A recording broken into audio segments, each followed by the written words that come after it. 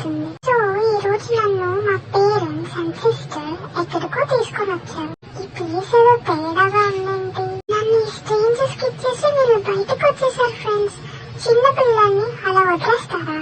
మీరే చెప్పండి. ఈయన నా నెయిల్స్ ట్రిమ్ చేసేస్తున్నారు. నాకు స్నానం చేయడం ఇష్టం లేకపోయినా చేపించేస్తున్నారు. ఏంటి ఏదో వేడిగా ఉంది? ఓ బ్లో డ్రై కూడానా?